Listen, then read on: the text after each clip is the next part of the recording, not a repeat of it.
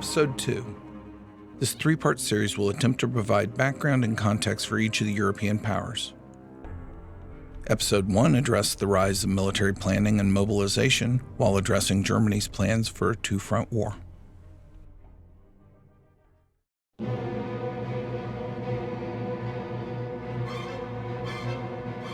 France suffered a humiliating loss to Prussia in 1871 that included relinquishing Alsace and part of Lorraine, and the coronation of Wilhelm I, Emperor of Germany, in the Hall of Mirrors at the Palace of Versailles. The years that followed saw a concerted effort to extend and improve this series of fortifications from Belfort in the south to Maubeuge in the north. In 1894, the Franco-Russian alliance joined France in a defensive accord with Russia. In 1898, France adopted Plan 14, a defensive plan against a German assault. No reserves were incorporated into the plan due to logistics and the memory of the poor mobilization during the 1870 Franco-Prussian War. In 1904, France had obtained a draft of the Schlieffen Plan and were aware of Germany's intent to violate Belgian sovereignty. 2 years later, Plan 15 shifted the defensive force more to the north and northwest of Verdun.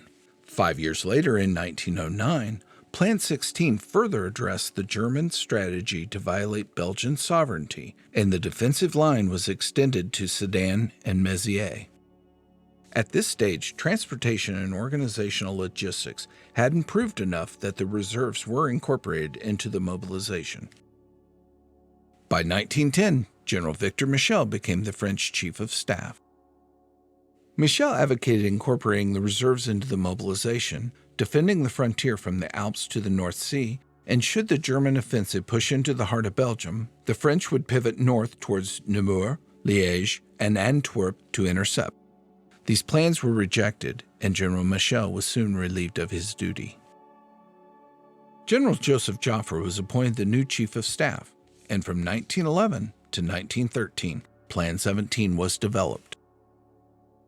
The new plan did not incorporate the reserves and reduced the Belgian defensive frontier back to Mézières, while calling for an all-out offensive along the existing Franco-German frontier from Verdun to Belfort. The French intelligence service was not confident the Germans would violate Belgian sovereignty, believing the action would breach the Anglo-French-Prussian Treaty of 1839 that guaranteed Belgian neutrality. Joffre wanted a quick, decisive battle and was not confident the reserves could be incorporated in time.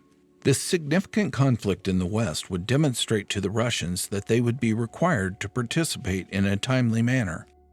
And if the Germans did invade Belgium, Joffre planned to shift the Fifth Army north to intercept, while the British Expeditionary Force would protect France's left flank.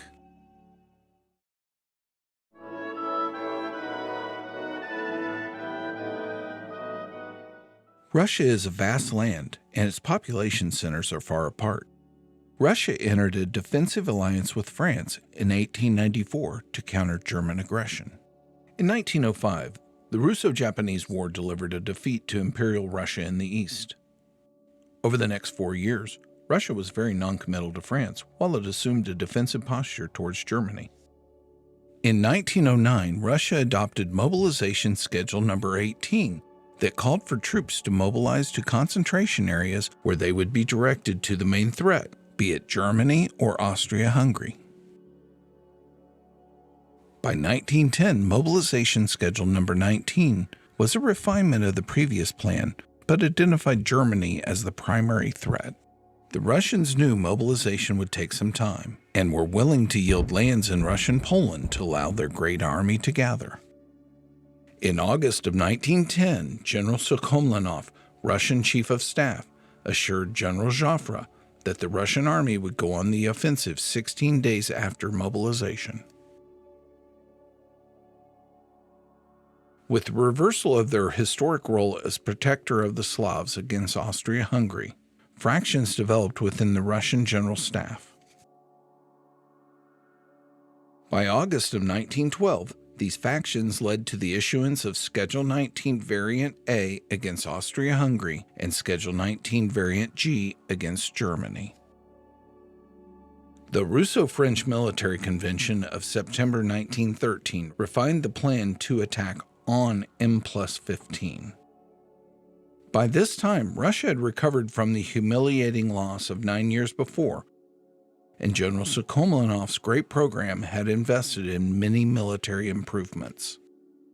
Transportation and logistics advances allowed for quicker mobilization than the other European powers thought possible. Russia had transitioned to a more offensive posture versus their traditional defensive approach.